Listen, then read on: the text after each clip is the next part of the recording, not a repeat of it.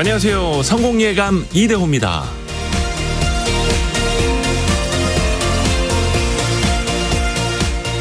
인공지능으로 인해서 노동시장이 변하겠지만 사람들은 적응할 것이다. 문제는 속도다. 챗 GPT의 아버지라 불리는 샘 알트만 오픈 AI CEO가 며칠 전에 우리나라를 방문해서 남긴 말 중 하나입니다. 그를 향해서 기술과 산업의 변화, 미래 교육과 일자리, 저작권과 창작의 문제 등 수많은 질문이 쏟아졌는데요. 결국 모든 질문의 근원은 인공지능이 몰고 올 변화에 우리가 어떻게 대응할 것인가였습니다. 샘 알트만은 기술 혁명의 역사를 살펴보면 우리는 2세대마다 노동시장 변화에 적응해 왔다면서 이 같은 혁명이 만약 10년 만에 일어난다면 적응하기 어려울 것이라고 말했습니다. 그러면서 인공지능에 대한 규제, 또 기본소득 등을 통한 사회 안전망을 제안하기도 했습니다. 역대 산업혁명 가운데 가장 빠르게 진행될 4차 산업혁명, 그 중에서도 인류에게 가장 큰 영향을 끼칠 인공지능. 우리는 그 속도가 역대급으로 빠른 변혁의 시대에 살고 있습니다. 인류가 늘 그랬듯이 이번에도 우리는 답을 찾아야 합니다. 6월 12일 월요일 성공예감 이대호입니다. 시작합니다.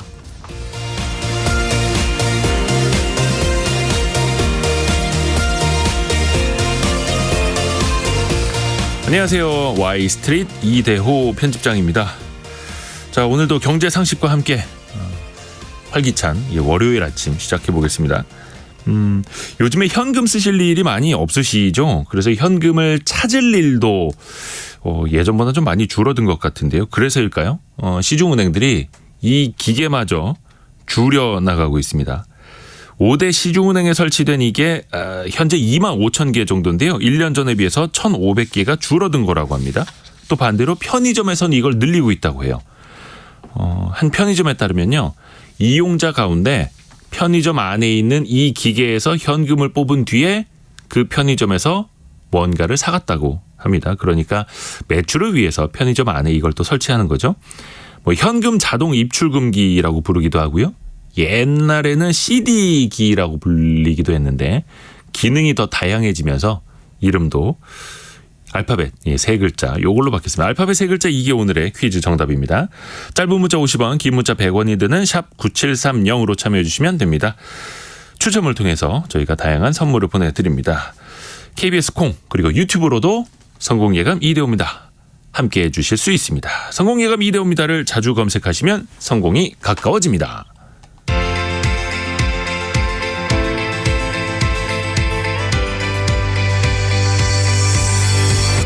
KBS 1라디오 성공예감 이대호입니다. 오늘의 경제 뉴스 들어보죠.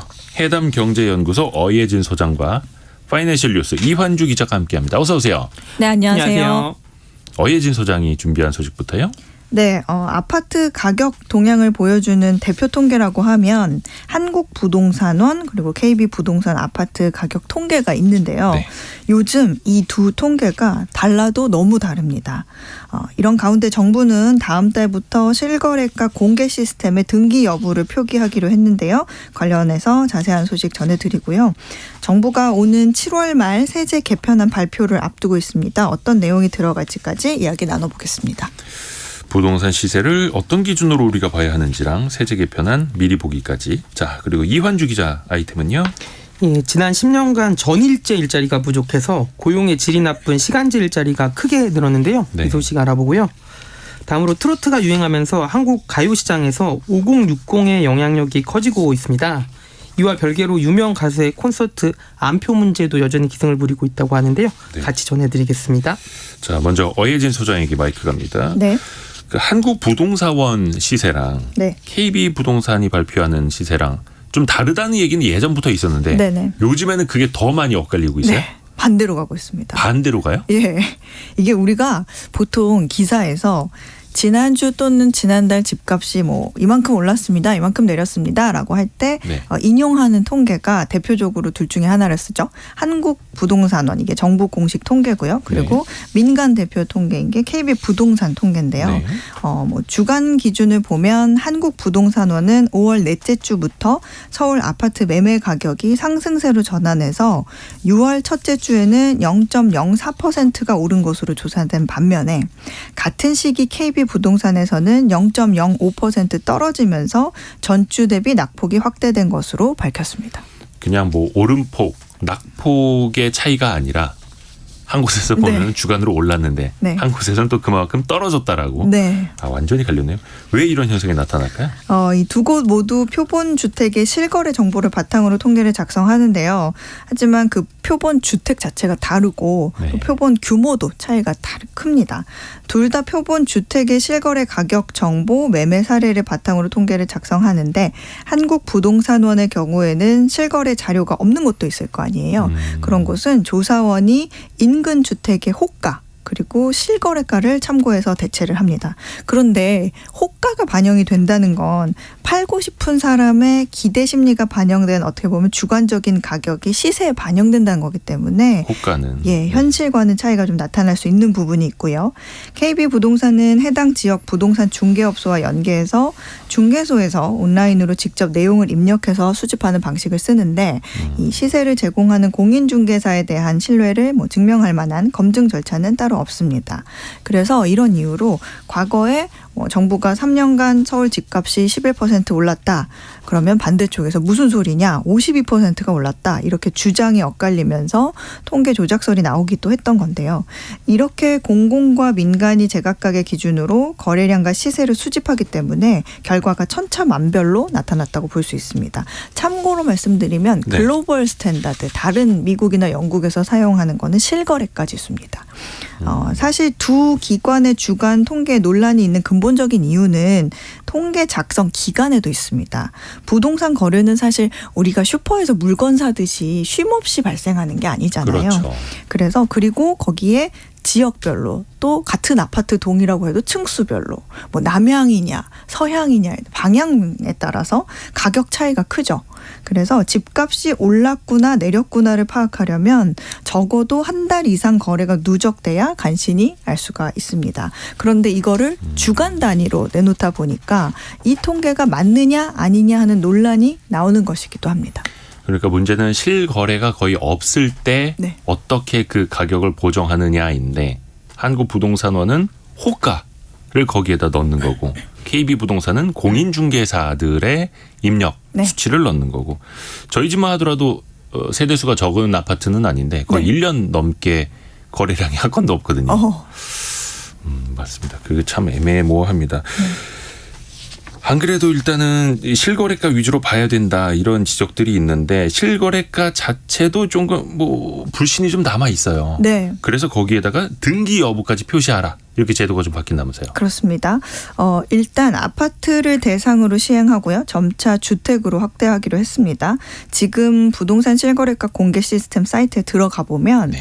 어느 동네 아파트 또는 단독주택 등 이런 원하는 지역의 주택 거래 가격에 대한 정보를 확인할 수 있거든요. 근데 지금까지는 검색을 하면 면적, 계약일, 계약 취소가 됐는지 아닌지 그리고 거래 유형, 거래 금액 이런 정도만 확인을 할 수 있었다면 다음 달부터는 등기 이전이 완료가 됐는지 확인할 수 있는 등기 여부 표기를 넣는다는 겁니다.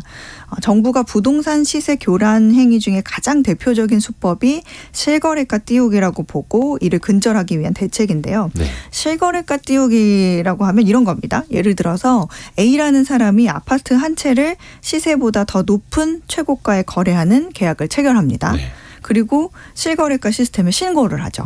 그러면 신고된 가격을 본 다른 사람이 그 비슷한 높은 가격대에 매매를 하면 이제 A는 자신이 한 계약을 취소하는 거예요. 그리고 계약 해지 신고를 하겠죠. 그러면 결과적으로 볼 때는 시세가 좀 올라가는 효과를 얻습니다. 그렇죠. 국토교통부에 따르면 2021년부터 2022년까지 서울 아파트 계약 해지 건수는 2099건인데 이 중에서 약 44%에 해당하는 918건이 최고가 거래였다고 합니다. 다시 말하면 시세를 띄우기 위한 허위 계약일 가능성이 높다는 거죠. 그런데 이런 허위 거래로 인한 가짜 가격도 주택 공시가격 산정을 할 때 수집 자료로 쓰인다는 게 문제예요. 아, 공시가격에 반영될 수 있다. 그렇습니다. 그러면 결국 공시가격 급등에 영향을 주게 되고 공시가격이 오르면 재산세, 종합부동산세 같은 보유세가 오르겠죠. 오호. 자, 그래서 실제 등기를 했느냐 이거를 표기하도록 제도를 바꾼다라는 건데 그러면 허위 거래, 가짜 거래가 사라질 수 있을까요? 근데 이것도 참 문제인 게 네. 일반적으로 우리가 부동산 계약을 하면 그 30일 이내에 실거래가 신고를 하게 되어 있거든요. 30일 이내에. 네. 그런데 등기 이전 같은 경우에는 잔금 치르는 날 하잖아요. 네. 근데 이제 잔금일은 계약하는 사람들 사정에 따라서 다르겠죠. 네, 뭐 보통 두세 달, 한 2달 예, 이상. 두세 달 하기도 하고 뭐 급한 사람은 한 달 후에 하기도 하는데 보통 계약 후 30일 안에 잔금을 치르는 경우는 좀 드물죠. 다시 말하면 실거래가 신고를 할 때는 대부분이 미등기 상태로 신고가 된다는 거예요. 그렇죠. 그 후에 그러니까 이론적으로는 취소할 수도 있는 거고. 그렇죠. 그래서 일각에서는 거래 방식이 지금과 달라지는 게 없는 상황에서 그걸 굳이 구분해서 미등기냐 등기냐 이렇게 표시를 하고 미등기일 경우에는 허위 계약인지 의심을 해보세요라고 하는 게 일반인들에게 과연 도움이 될 것인가. 시장 시세 교란을 막는 데 도움이 되겠느냐 하는 지적도 나옵니다. 그래도 이게 없는 것보다는 나은 게 그 네. 부동산 가격 한창 오를 때 한강변 아파트가 평당 1억을 찍었다라는 네네네. 기사가 나왔어요. 근데 그 이후에 그게 허위 계약이라는 그 의혹이 있었거든요. 네. 그런 게 왜 발생하냐면 그 단지에 사는 아파트들은 이렇게 허위 계약을 통해서 가격을 올려놓으면 그 심리라는 게 있잖아요. 그렇죠. 그러면서 그 단지 가격이 오르기 때문에 이렇게 계약 취소를 하는데 그래도 등기 표시를 하게 되면 아 계약 취소는 아니었구나라고 사후 확인 정도는 가능한 효과 정도 있을 것 같습니다. 이번에 그 무더기 주가 조작 사태에서 보면 자전 거래라고 자기네들끼리 이제 맞아요. 주고받는 통정 거래가 문제였잖아요. 그게 대표적으로 거래량이 거의 없는 주식들을 타겟으로 했던 거고 부동산도 일종의 이런 자전 거래. 그렇죠. 그리고 실제 잔금은 치르지 않는 거래 취소 이런 게 또 반복될 수 있다라는 점에서 이게 부동산 상승장 때 우리가 많이 고민을 했던 바인데 네. 지금이라도 빨리 좀 제도 개선이 좀 필요할 것 같습니다. 자, 이완주 기자 아이템 들어보죠. 지난 10년 동안의 통계입니다. 아르바이트를 비롯해서 시간제 노동자들이 더 많이 늘었다는 통계죠. 예, 그러면서 안정적인 전인제 일자리를 다 원하는데요. 일자리가 없어서 시간제 근로를 택할 수밖에 없는 일명 비자발적 시간제 근로자의 증가 속도가 전체 임금 근로자 증가 속도보다 빠르게 늘었는데요. 한국경제연구원이 통계청 자료를 분석해 봤더니 2012년부터 2022년까지 비자발적 시간제 근로자가 매년 2.5%씩 늘었습니다. 반면에 이제 비자발적 시간제 근로자를 포함해서 전체 임금 근로자는 한 1.4%씩 매년 늘었거든요. 그러니까 이제 비자발적 시간제 근로자가 약 2배 가까이 더 빨리 증가하는 거고요. 비자발적 시간제 근로자 숫자도 2012년에는 80만 명에서 지난해에는 102만 명으로 30% 가까이 늘었습니다. 이 기간 전체 임금 근로자 수는 2022년 1980만 명 정도로 15% 정도 느는데 그쳤습니다. 비자발적 시간제 근로. 뭐 일자리가 더 많으면 좋겠습니다만 원하지 않는데 시간제 근로로 어떻게 보면 갈 수밖에 없다. 이유를 좀 더 살펴볼까요? 예, 비자발적 시간적 근로를 택한 이유에 대해서 네. 10명 중 6명은 당연히 생활비 등 당장 수입이 필요해서 일자리를 구한 생계형인 것으로 조사가 됐고요. 네. 이어서 이제 원하는 분야에 일자리가 없어서 선택할 수밖에 없었다. 전공이나 경력에 맞는 일자리가 없다. 육아나 가사 등을 병행해야 해서 시간제 근로를 택했다라고 답한 응답 순이었습니다. 역시 원해서 시간제 일자리를 찾는 분들도 많겠지만 원치 않게 시간제 일자리로 갈 수밖에 없었다라는 분들이 더 많았다라는 거. 나이대별로 살펴보면 어떻습니까? 일단 50대 이상이 지난 10년간 연평균 5%씩 증가하면서 가장 높은 증가율을 보였는데요. 네. 뭐 아르바이트를 이제 시작하는 15세에서 29세 학생과 초기 취업기 청년이 매년 2.5%씩 증가하면서 두 번째로 높은 증가율을 보였습니다. 30대는 매년 조금씩 늘었고요. 반면 40대는 매년 감소했는데요. 이 통계가 무슨 의미냐면 청년층은 이제 얼어붙은 채용 시장, 고령층은 뭐 장사하시던 분들이 휴 폐업을 하고요. 뭐 회사 다니시는 분들 권고사직 당하면서 어쩔 수 없이 시간제 근로를 택했다 이렇게 분석이 되고요. 또 한경련은 한국이 경제협력개발기구 국가와 비교해서 비자발적 시간제 근로자 비중이 높다라고 지적을 했는데요. 2021년 기준 한국의 전체 시간제 근로자 중 비자발적 시간제 근로자 비중이 40%를 넘는 수준인데 OECD 30개국의 평균인 30%보다 약 1.5배나 많은 수치입니다. 30개국 중 7위 수준으로 구직자들이 원하는 일자리가 충분히 공급되지 않는 고용시장이다라는 분석입니다. 자, 어혜진 소장에게 갑니다. 네. 세제 개편안 발표가 보통 이제 한 7월쯤 나오고 국회에다가 정부가 이걸 또 이제 제출을 해서 심사해서 연말까지 통과하게 되는데 올해 세제 개편안 어떤 내용들이 지금 언급이 되고 있을까요? 일단 현재 얘기가 나오는 부분은 저출생 문제를 해결하기 위한 세제 지원 강화입니다. 그래서 아무래도 상황이 좀 상황이다 그렇죠. 보니까 출산과 육아 지원에 조금 정부가 힘을 주는 그런 모습인데 다만 우선 기업을 통해서 지원하는 방향이 검토가 되고 있습니다. 기업들이 출산과 보육과 관련해서 근로자에게 지원금을 주거나 아니면 복리후생 분야로 뭐 지출을 하는 경우에는 이거를 비용으로 추가 인정하는 방식으로 개정할 것으로 보입니다. 지원금을 받는 근로자도 세금 부담이 되는 부분을 좀 줄여주는 쪽으로 세법 개정을 계획하고 있습니다. 이렇게 되면 기업 입장에서는 세금을 매길 때 기준이 되는 이 과세 표준이 낮아져서 내야 하는 그런 세금을 줄일 수가 있고요. 아이를 키우는 근로자 입장에서도 세금을 줄여주니까 실제로 내 손에 들어오는 돈이 많아지는 효과를 낼 수 있을 것으로 기대가 됩니다.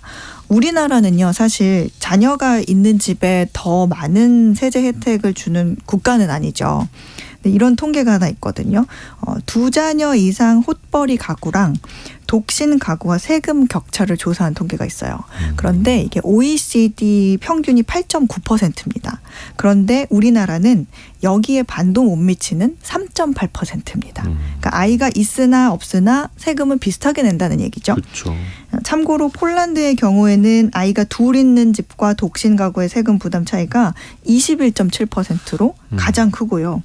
룩셈부르크도 아이 둘 있는 가정이 20%를 덜 냅니다. 지난 4월에 이런 뉴스가 있었어요. 이탈리아에서 네. 2자녀 이상 가구에게 소득세를 아예 면제해 주겠다. 이런 정말 파격적인 대책을 내놓았거든요. 근데 이탈리아가 참고로 말씀드리면 우리나라 다음으로 저출생 2위 국가입니다. 근데 이제 저출생 1위 국가는 지금 이제 이러고 있는 거죠. 차이가 별로 없고 그런데 이탈리아는 면제를 해주겠다 소득세를 이걸 추진해보겠다 이런 뉴스가 있었습니다. 저 같은 경우는 이제 애가 셋인데 네. 외벌이잖아요. 네네. 근데 제가 일주일에 거의 한 75시간 일을 하거든요. 아시겠지만 그래서 열심히 일을 해서 비교적 소득이 그러니까 낮은 편은 아닌데 네. 세금 떼가는 거 보면은 약간 이제 저보다 한 절반씩 나눠서 두 사람이 맞벌이하는 집보다 세금을 제가 훨씬 더 많이 내고 있는 거죠. 한 명이서 많이 벌면. 근데 애는 셋인데 인적공제만 100만 원씩 해주고 이러면 손해죠. 이거는 이제 우리가 많이 배워야 됩니다. 지금이라도 좀 바꾸고. 개인적인 의견이 아니라 나라를 위해서. 네, 나라를 위해서. 또 다른 세제 변화도 예상되는 게 있습니까? 일단은 이번 정부 출범 첫 해에 아무래도 굵직한 세제 완화가 이미 이루어졌기 때문에 이번에는 좀 후속 효과를 좀 더 지켜보자 이런 분위기입니다. 그래서 법인세 개편도 재계에서는 추가적인 완화를 요구하고 있지만 이거는 내년으로 미뤄질 것 같고요. 상속세 개편도 아무래도 좀 사회적인 공론화와 공감대 형성이 먼저 필요하다는 게 정부 입장이라서 이거는 좀 장기 과제가 될 전망입니다. 무엇보다 지금 정부 재정 상황이 지금 한푼이 아쉬운 상황이기 때문에 세수에 좀 추가적인 부담을 주면 안 되는 상황인 것도 있습니다. 올해 1월에서 4월 국세 수입이 지난해 같은 시기보다 약 34조 원이 덜 거쳤습니다. 그리고 오늘 아침에 나온 소식 중에서요. 정부가 자동차 개별 소비세 인하 조치를 5년 만에 종료시켰습니다. 자동차 구입 때 최대 143만 원의 세금 부담을 덜어주던 세제 지원인데 2018년 7월 시행 이후에 5년간 계속 연장이 됐었거든요. 정부는 자동차 판매 실적이 좋은 데다가 내수 진작 대책으로 이어온 탄력 세율을 이제 종료할 때가 됐다고 이렇게 설명을 하고 있습니다. 이걸 시작으로 종합부동산세 공정시장가액 비율 정상화와 유류세 인하 단계적 폐지의 속도가 좀 붙을 가능성이 커지고 있습니다. 네, 이완주 기자. 그 미혼 국민으로 애국심을 좀 보태자면 네. 대부분의 인구 정책이 출산 후와 육아에 초점이 맞춰져 있거든요. 맞아요. 근데 문제는 첫째 애를 갖느냐 안 갖느냐잖아요. 맞아요. 그렇죠. 그래서 출산 전 지원 정책에 대해서도 좀 다양한 방식이 필요할 것 같습니다. 결혼하고 또 출산은 완전 별개의 문제더라고요. 저 개인적으로는 이게 뭐 한 1, 2년 안에 되는 건 아니고 한 20년, 30년 계획을 짜고 나라에서 결혼을 일찍 할 수 있는 환경을 만들어야 된다고 봐요. 주택도 그렇고 교육도 그렇고 일자리도 그렇고. 그러니까 제가 애를 낳을 수 있었던 거는 개인적으로 제가 결혼을 28에 했기 때문이거든요. 아, 근데 35, 뭐 37, 40살에 결혼을 해서 애 둘 이상 낳긴 어렵죠, 현실적으로. 그래서 결혼을 좀 일찍 할 수 있는 환경을 만드는. 저는 이제 이것도 개인적인 의견이지만 일찍 하는 거는 네. 여자 입장에서 그것도 예, 그건 나중에 토론을 네. 합시다. 예. 이 저출생 문제 토론하면은 저도 할 말이 참 많습니다. 네. 이완주 기자 아이템으로 다시 가야죠.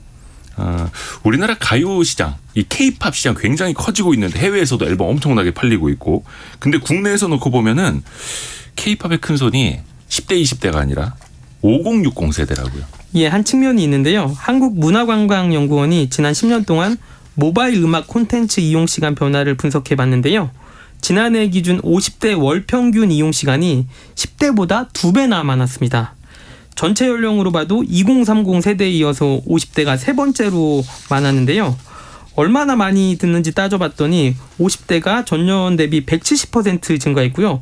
60대가 200%로 13세에서 18세, 10대 청소년 등 이용시간 증가율의 150%를 크게 앞질렀습니다. 음원 소비 증가의 이유로는 트로트 가수들의 인기가 커졌기 때문으로 분석이 되는데요. 임영웅이나 송가영 등의 인기로 우리 가요 시장에서 5060의 팬심이 어느 때보다 두드러지고 있습니다. 실제로 이달 9일 기준 국내 최대 음원 사이트인 멜론의 톱 100에는 임영웅의 노래가 15곡이나 올라와 있습니다. 지난 4월에는 임영웅이 K리그 축구 경기 시축에 나섰는데요. 네. K리그 유료 관중 집계 사상 가장 많은 4만 5천 명의 관중이 몰렸습니다. 아, 시축하러 왔는데. 예, 5060 야. 어머니 부대가 뭐 교통정리라든지 청소도 잘하시고 엄청 그 선진적인 문화를 보여주셨거든요. 거의 뭐 아미 저리 가라네요. 예, 맞습니다. 그리고 기사도 마찬가지인데요. 임영웅이 키워드로 들어가는 기사에는 댓글과 좋아요가 많이 달리면서 임영웅 기사만 전문적으로 쓰는 기자들도 있습니다. 조회수를 노리기 위해서. 예, 맞습니다. 야, 근데 사실 10대들은 부모님에게 용돈을 받아서 뭐 앨범을 사거나 콘서트를 가고 하는데 20대도 뭐 사회 초년생일 경우나 아니면 학생일 경우가 많고, 사실 50대, 60대가 경제적으로도 그렇고 구매력 측면에서 힘이 좀 더 높을 수밖에 없잖아요. 예, 맞습니다. 큰 손인데요. 예. 앨범 판매량과 콘서트 티켓 매진 행렬을 이어가면서 큰 씀씀이를 보여줍니다.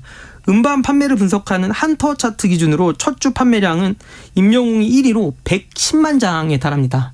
100만 장 요즘에 음반 넘기 쉽지 않거든요. 이어서 트로트 가수인 김호중 68만 장, 이찬원 57만 장, 영탁 52만 장 등 수십만 장의 음반 판매를 기록 중인데요. 공연 시장에서도 장년층의 활약이 두드러집니다. 예스24가 자체 집계한 연도별 콘서트 티켓 구매자 연령 데이터를 살펴봤더니 50대 이상 구매자 비율이 2019년 5.5%에서 지난해는 9.7%로 약 2배 가까이 증가를 했고요.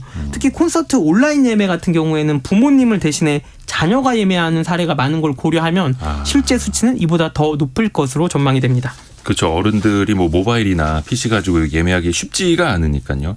그래서 이게 이어지는 얘기인데, 요즘 뭐 콘서트 하나 보면은 예매 경쟁이 엄청 치열합니다. 그렇죠? 학생들도 그렇고 어린 세대들도 뭐 모바일로 열심히 하는데 안표가 기승이거는 예전보다 더 커진 것 같아요. 예, 매번 나오는데요. 닷새 후에 세계적으로 유명한 팝스타 브루노 마스의 내한 공연이 열리는데요. 공연 예매 시작과 동시에 티켓을 사려는 사람 16만 명이 몰렸고요. 이야. 1시간 만에 10만 석이 모두 매진됐습니다. 네. 당시 사람이 너무 많아서 서버가 다운될 정도였는데 이렇게 표 예매 경쟁이 치열하다 보니까 안표가 기승을 부리고 있습니다. 이게 한 중고거래 사이트, 이게 호가인데요. 브루노 마스 공연 티켓 8장을 1억 8천만 원에 판다는 안표상이 등장했습니다. 계산해보면 한 장에 2천만 원이 넘는 가격이고요. 와.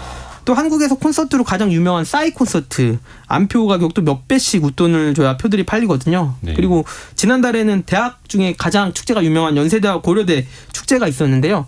대학교 축제도 심지어 중고마켓에서 안표로 거래가 됩니다. 0340님이 저희 장모님이 임영웅 씨 크게 보고 싶다고 지난 주말에 TV를 바꾸셨어요. 그 경제적 파급 효과가 그냥 CD나 그 콘서트에서만 나타나는 게 아니네요. 자, 안표 이야기하고 있었는데 이거 뭐 좀 안표상을 막을 대책 같은 거 없습니까? 이게 쉽지 않은데요. 안표상들의 수법이 교묘해지고 분업화되면서 범죄 조직처럼 활동을 하고 있어요. 그래서 뾰족한 대책이 없는데 반복 작업 프로그램인 매크로를 사용한 안표상을 처벌할 수 있는 공연법 개정안이 국회 문턱을 넘었지만 시행은 내년 3월부터고요. 현재로선 예매처가 부정거래가 의심되는 수상한 거래를 직접 찾아내거나 시민들의 제보를 받아 표를 취소 조치는 하고 있는데 다 잡아내기는 역부족이라고 하고요. 안표 불매 운동을 벌이면서 관객들의 인식과 공연 문화를 개선해야 한다라는 목소리도 나옵니다.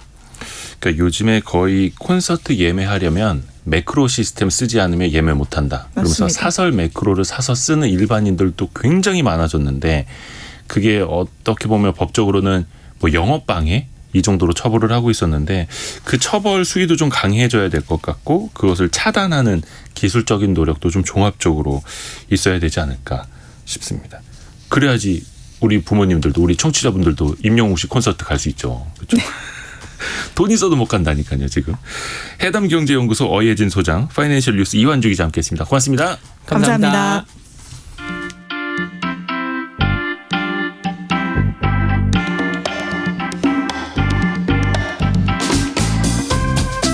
지금 여러분께서는 KBS 1라디오 성공예감 이대호입니다를 듣고 계십니다. 참여해주신 여러분께는 추첨을 통해 헬시 허그에서 한국인의 건강한 두피에서 찾아낸 두피 유래 유산균을, 판촉물 전문 그룹 기프코에서 텀블러 세트를, 아름다운 식탁 창조 주비푸드에서 자연에서 갈아 만든 생와사비를, 쉽고 빠른 판촉물 제작 시너지 기프트에서 LED 튜브 스탠드를, 그리고 성공예감에서 준비한 커피 쿠폰을 보내드립니다. 당첨자는 성공예감 이대호입니다 홈페이지에서 확인하세요. 자, 저희 경제상식 퀴즈 한 번 더 내드릴게요. 현금 입출금 혹은 송금, 통장 정리 같은 간단한 업무를 자동화 기기가 도와주는 말 그대로 기계죠.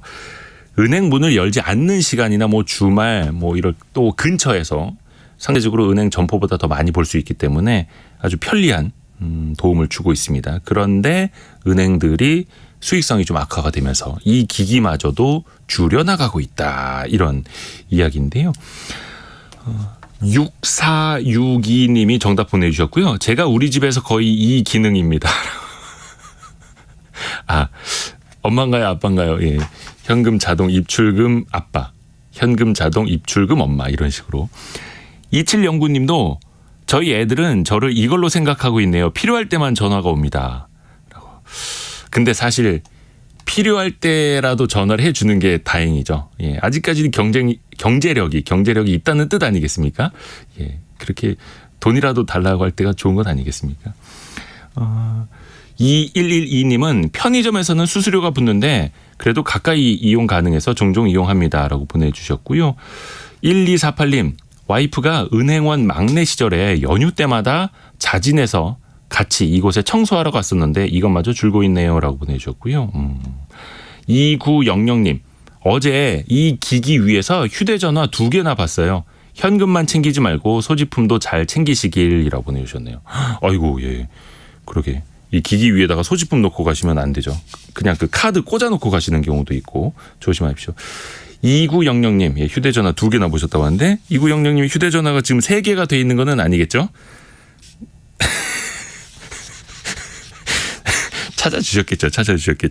자, 짧은 문자 50원, 긴 문자 100원이 드는 샵 9730이나 KBS 콩으로 계속해서 정답 보내주세요. 오늘의 움직임에 주목하고 세상의 흐름을 놓치지 않습니다. 여러분의 내일을 응원하며 성공의 열쇠를 함께 찾아갑니다. 성공예감 이대호입니다. 여러분 혹시 공동구매 해보신 적 있으세요? 공동구매? 이거 하시는 분들 굉장히 자주 하시던데 옷, 뭐 식품, 뭐 각종 이용권 조금이라도 싼 값에 살 수 있어서 공동 구매를 많이들 하시는 것 같습니다. 뭐 다양한 요즘에 SNS, 카페 이런 거 이용하시기도 하고요. 그런데 공동 구매가 잘못하면 공동 피해가 될 수 있어서 또 실제로 그런 피해를 당하시는 분들도 많고요. 한번 법적으로 따져보겠습니다. 슬기로운 법률생활 법률사무소 3정 장윤미 변호사입니다. 어서 오세요. 네, 안녕하세요. 장 변호사님도 혹시 공구 좀 하십니까? 공고요. 제가 이렇게 좀 유익 있게 보긴 하는데 아직 정확하게 해본 적은 없습니다. 아, 근데 이제 상담, 네, 상담을 합니다. 법률 대응 이런 걸로. 최근에 보니까 상품권 사기가 벌어졌는데 그 규모가 142억 원. 이거 한 맘카페 운영자가 이런 짓 맞습니다. 저질렀다고요? 이 맘카페는요, 무려 회원이 15,000명이 넘었어요. 예. 이번에 구속 기소된 이 운영자는 50대 여성이었는데 일단 수익률을 30% 이상 보장해주겠다고 하는 상품권 사기를 이 맘카페에서 저지른 겁니다. 처음에는요, 유아용품, 가전제품 싸게, 실제로 싸게 판매를 했어요. 그러면서 입소문을 나서 이용자들이 많이 가입을 하게 됐고 그 이후에는 백화점 상품권, 주유 상품권 등을 10만 원을 내면 내가 13만 원어치를 주겠다라고 하고 실제로 지급을 했습니다. 그래서 처음에는 소액 투자하고 상품권 받고 일석이조다라고 생각을 해서 많은 사람들이 구입을 했는데 이제 규모가 커지면서 수천만 원 이상 한꺼번에 구매하면 명품을 지급하겠다. 아니면 골드바를 주겠다. 이러면서 큰 돈을 끌어모으기 시작합니다. 크게 피해를 본 피해자는 5억 원이 넘는 상품권 구매를 한 사람도 있었는데요. 하지만 이 상품권 돌려받지 못했고 이 부분 사기, 유사수신 행위 등으로 지금 조사를 받고 있는 상황입니다. 근데 그 142억 원이라는 사기 규모도 어마어마한데 4,400억 원대 사기 그렇습니다. 사건도 있어요. 4,400억 원? 이거는 일단 여기에 공모한 일당들 숫자만 한 10명이 넘고요. 어이구야. 이 사람들이 운영한 공동 구매 사이트도 10곳이 넘는다라고 합니다. 이게 4,400억 원이기 때문에 피해자는 2만 명에 달하고 있는데요. 예. 일단 아주 소소한 걸 파는 것처럼 속였습니다. 기저귀도 사실 제값 주고 살려면 상당히 좀 비싸거든요. 비싸죠. 반값에 주겠다라고 하면서 실제로 반값에 판매를 했어요. 그런데 어떻게 판매를 했냐. 여러 사이트를 운영하다 보니까 돈이 들어오잖아요. 네. 먼저 이 구매를 하겠다는 사람한테 나중에 이 돈을 붙인 사람들 돈으로 이른바 돌려막기를 한 겁니다. 그래서 이 부분 2만 명이 넘는 분들이 피해 구제를 받을 수 있을 것인가가 문제인데요. 이런 사이트 운영할 때 사실상 법인 같은 걸 세워놓고 개인이 책임을 빠져나가는 경우들이 있습니다. 그러면 민사소송을 제기하더라도 실제로 재산이 은닉되고 이런 사정 때문에 피해 구제를 받기가 어려우신 부분이 있어요. 이럴 때는 형사고소를 하시고 형사고소를 통해서 그 과정 중에 피해자와의 합의 여부가 상당히 중요하기 때문에 일정 정도 금원을 받으실 수가 있거든요. 다만 고소장을 제출하실 때는 내가 실제로 돈을 이체한 내역, 판매자와 대화한 내용이 있다면 이런 부분을 첨부해서 고소장 제출을 하셔야 됩니다. 아이고야. 어떻게 보면 조직적이었고 그렇습니다. 이게 계획적이었는지 사람들에게 먼저 믿음을 주고 계획적으로 사기 규모를 좀 네. 불리려고 했던 건지도 잘 따져봐야겠네요. 일단 이들은 이제 완전 사기 집단이었던 그렇죠. 거고 예. 생활 속에서의 법률도 한번 들어가 볼게요. 공동구매로 물건을 구입한 뒤에 환불이나 교환이 안 돼서 조금 신경 많이 쓰시는 분들 계시던데요. 이럴 때 어떻게 해야 됩니까? 일단 실제로 그렇게 SNS 등에 올려놓은 판매업자들이 많습니다. 이건 교환 환불 불가능하다. 근데 정자상거래법 17조 1항을 보면요. 심지어 단순 변심이라고 하더라도 계약일로부터 7일 이내에 환불 교환을 하실 수가 있습니다. 아, 단순 변심도. 그렇습니다. 일주일 안에만 하신다면 교환 환불이 전부 가능한데 문제는 이 SNS에서 공동구매 사이트를 운영하거나 판매를 하는 사람들 중에는요. 전자상거래법의 이 규정을 받는 이 통신판매업 등록을 아예 안 한 사람들이 있어요. 만약에 이 통신판매업자 등록을 하지 않으면 실질적으로 피해를 받으신 분들도 법률에 따른 보호를 받으시기에는 상당히 좀 제한이나 어려움이 있으실 수는 있습니다. 아이고야. 그래서 통신판매업자로 등록이 되어 있는지 뭐 홈페이지 보셔야 하단이라든지 됩니다. 이용 약관 꼭 따져봐야 될 테고요. 특히 이제 공동구매로 이제 먹을거리를 사시는 네. 분들도 많거든요. 근데 이거는 특히 환불이라는 교환. 일단은 음식이 뭔가 이상하다라는 걸 확인하려면 뜯어봐야 되잖아요. 그렇죠. 맛도 봐야 되는 거고. 네. 그 다음에 교환 환불 이게 가능할까요? 그런데 음식이란 특성이 있고 한번 개봉을 하면 재판매가 사실상 불가능하기 때문에 네. 아예 내가 열면 교환 환불 못하는 거 아니야라고 생각하실 수 있는데요. 이게 일반 물건과는 다르긴 하지만 만약에 판매업자가 개봉 시 교환 환불 절대 불가합니다. 이런 식으로 명확하게 안내 문구를 써놓지 않았다면요. 교환 환불이 가능하십니다. 아니면 교환 환불 하기 전에 실제로 음식은 먹어봐야 알잖아요. 네. 이게 정말 이상한지 아닌지. 그래서 샘플을 제공해야 되는 겁니다. 샘플도 제공하지 않고 이렇게 개봉 시에 교환 환불 불가하다는 명시적인 문구도 적어놓지 않았다면 개봉을 하셨더라도 교환을 하시거나 환불하시는 건 가능합니다. 아, 그래요. 네. 그리고 이제 또 문제는 배송비입니다. 배송비. 요즘 거의 다 이제 온라인으로 사시기 때문에. 그런데 이것도 좀 사례별로 좀 나눠서 이야기해 주죠. 맞습니다. 단순 변심도 7일 이내는 환불이 가능하다라고 환불 말씀해 가능하죠. 주셨는데 그럴 때랑 제품에 문제가 있었을 때랑 배송비 부담 여부가 좀 달라집니까? 맞습니다. 지금 경우의 수를 나눠봐야 되는데요. 네. 단순 변심이라고 하더라도 7일 내는 교환 환불이 가능한데 이때 교환 환불하려면 직접 가지고 가실 수는 없잖아요. 이 배송비가 들어가는데 이때는 소비자가 부담하셔야 됩니다. 왜냐하면 내가 이 물건을 받아보고 마음이 바뀌어서 사지 않기로 결정을 한 거기 때문에 거기에 부수하는 비용은 소비자가 부담하게 되어 있고요. 다만 정작 받아봤더니 이거 광고랑 너무 다르다. 기능도 내가 생각했던 것과 다르고 그리고 광고와도 뭐 색감이나 기능, 모양 많이 다르다라고 하면은 이건 당연히 이 판매업자의 어떤 책임으로 교환 환불이 이루어지는 경우라고 법적 평가를 받을 수 있어서 이 경우에 택배비, 배송비는 판매자가 전액 부담하는 것이 원칙입니다. 개인의 변심일 때는 개인이 부담하고 제품에 문제 있을 때는 판매자가 그 택배비를 부담을 하는 거고요. 그리고 또 하나 요즘 많은 분들이 SNS 네. 같은 걸로 물건을 구매하시는 분들이 많아요. 그 판매자한테. 그렇습니다. 근데 댓글로 적어주세요. 그것도 비밀 댓글로 보내주세요. 아니면 DM이라고 하는 이제 다이렉트 네. 메시지로 보내주세요. 그러니까 제3자가 볼 수 없게끔. 이거는 왜 이렇게 유도를 하는 걸까? 이게 혹시나 법적으로 문제가 될 수도 있나요? 문제가 됩니다. 왜냐하면 가격은 전자상거래법에 따르면 아주 명시적으로 소비자한테 알려줘야 되는 그런 대상인 겁니다.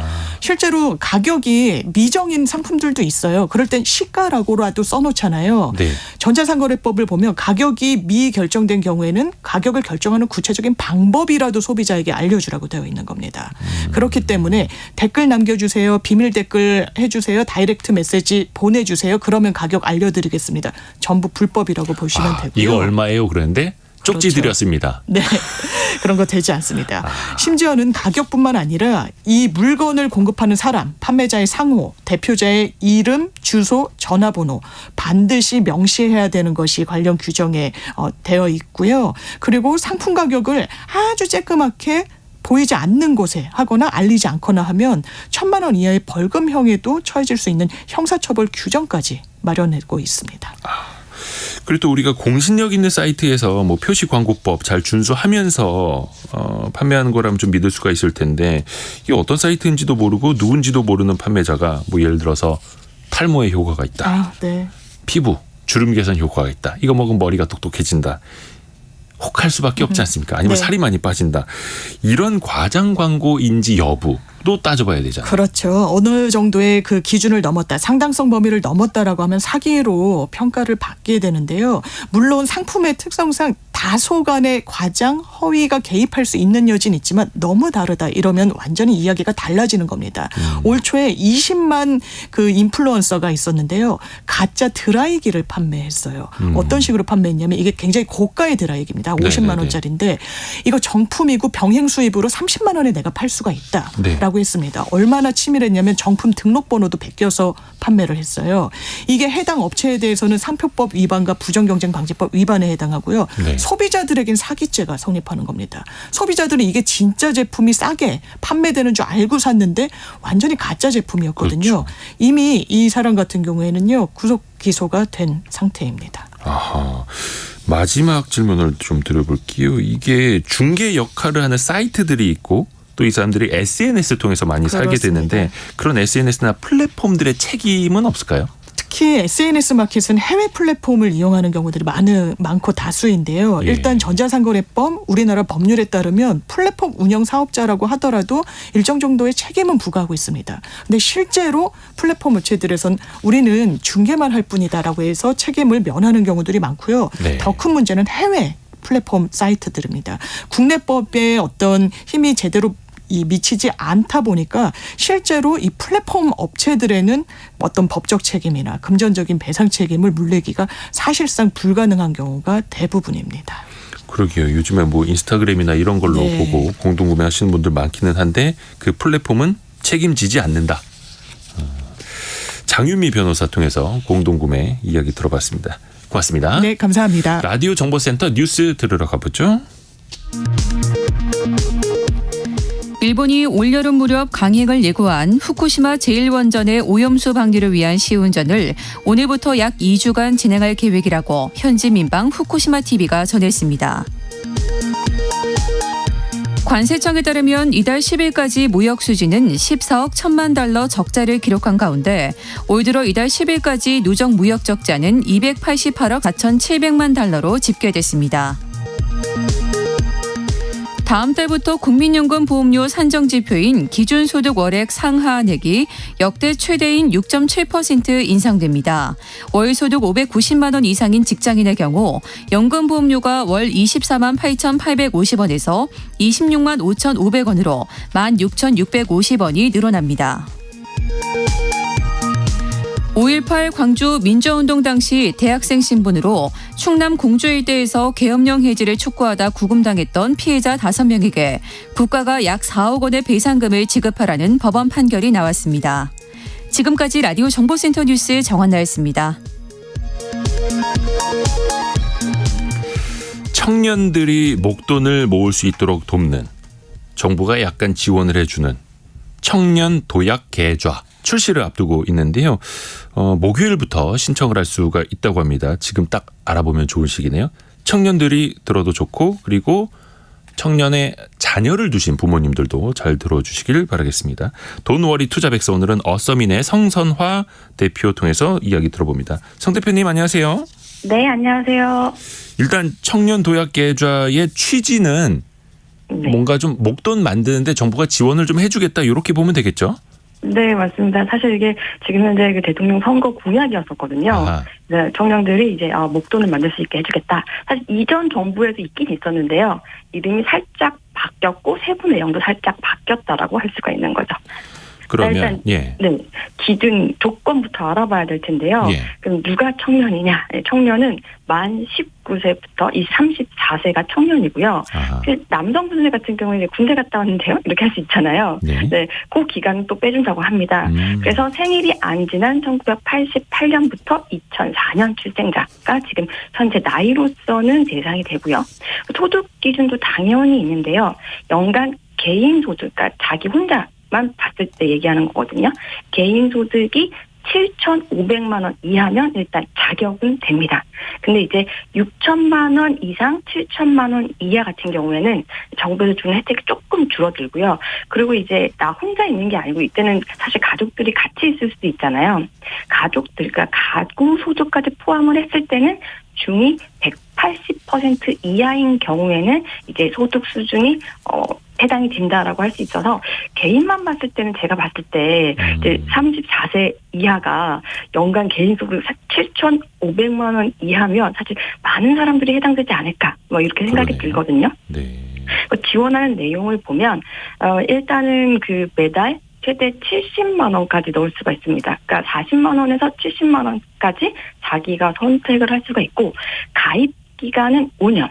그리고 최대 5천만 원을 목돈을 만들 수 있게 해주겠다. 이게 핵심적인 내용이라고 할 수가 있습니다.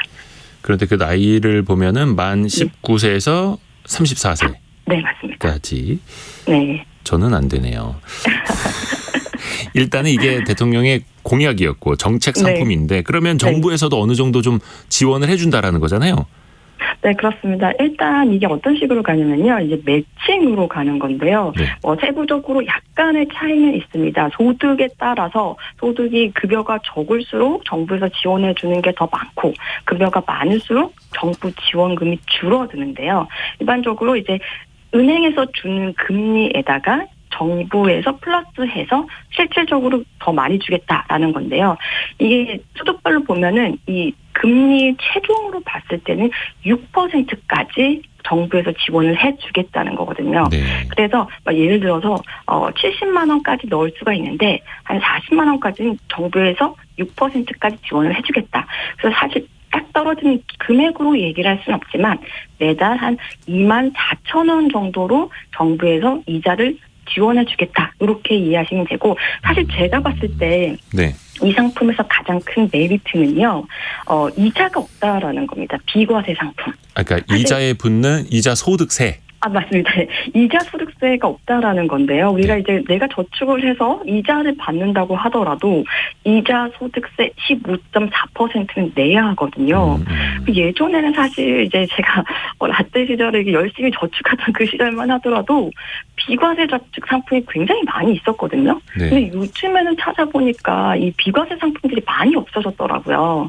근데 사실 이 비과세 혜택이 굉장히 크고 아까 말씀드렸듯이 연봉이 6천만 원에 7,500만 원 사이는 아예 정부 지원금이 없지만 이 비과세 혜택은 있기 때문에 이 상품도 괜찮다라고 볼 수가 있습니다. 그래서 일단 정부에서 이자를 매달 따박따박 지원을 해준다. 여기에 비과세 혜택까지 준다라고 할 수가 있고요. 이걸 조금 더 총체적으로 말씀을 드리면 내가 70만 원을 5년 동안 냈을 경우에 네. 내 원금은 4,200만 원 정도예요. 네. 근데 이자는 800만 원이 나오는 거니까 사실은 혜택이 굉장히 크다 이렇게 볼 수가 있는 거죠. 그리고 그 800만 원에 원래는 떼에 나가야 될 15.4%를 내지 않아도 된다. 네. 그 세금을 내지 않아도 된다. 그게 큰 거죠. 네. 은행별로 이제 우리가 가입을 할 수가 있더라고요. 청년 네. 도약 계좌. 근데 은행별로 이자율도 좀 다르던데요? 네, 그렇습니다. 사실 이제 오늘 최종 금리가 나온다고 했는데 네. 지금 방송 전까지 확인한 결과 아직까지 발표가 안 됐더라고요.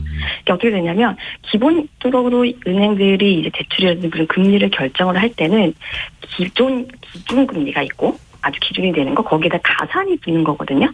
일단 1차적으로 은행별로 기준이 되는 금리는 발표를 했어요. 3%에서 5%, 3.5%. 여기에다가 얼마나 가산을 줄 것인가인데 6%에서 6.5%가 될 것 같고 지금 은행별로 금리를 봤더니 기업은행이 가장 높은 금리를 제시를 했더라고요. 네. 최고 6.5%까지. 아무래도 이제 정부 쪽에 자금이 들어갔기 때문에 그런 것 같은데 일단 은행별로 차이가 큰데 최종은 아마 6%에서 6.5% 정도가 될 것 같다. 그래서 오늘 발표가 되면 알 수가 있고 여기에다가 조금 이제 은행별로 주는 우대 조건 그런 것도 달라질 수가 있습니다. 일단은 기업은행이 아무래도 국책은행이다 보니까 네, 맞습니다. 시중은행들보다는 조금 더 이자를 더 줄 것 같고 네. 그런데 우대금리를 챙겨야 되더라고 우대금리. 근데 이것도 조건이 있다라는 거잖아요. 방금 말씀하신 것처럼. 네, 그렇습니다. 일단 이제 은행들이 항상 이제 아마 은행에 딱 가서 자꾸 적금을 들려고 하면 급여 이체하라, 공과금 해라, 우리 은행으로 카드 이체해라, 이런 것들이 있거든요. 네.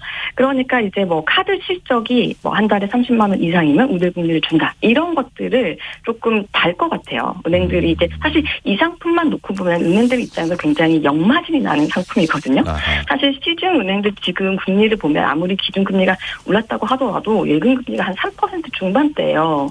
근데 이거 같은 경우에는 거의 2배로 주는 거니까 사실 이 상품은 은행들 입장에서는 가입을 덜 해줬으면 그렇게 할 수도 있는 거다 보니까 이런 식으로 이렇게 우리 은행으로 또 사실 유치를 하려고 하는 그런 조건들이 붙게 되는 거죠. 그러면서 우대 적용 기준을 넣을 수도 있다. 그래서 오늘 발표가 되면 은행별로 어떤 우대 조건들을 넣는지도 한번 살펴봐야 될 것 같아요.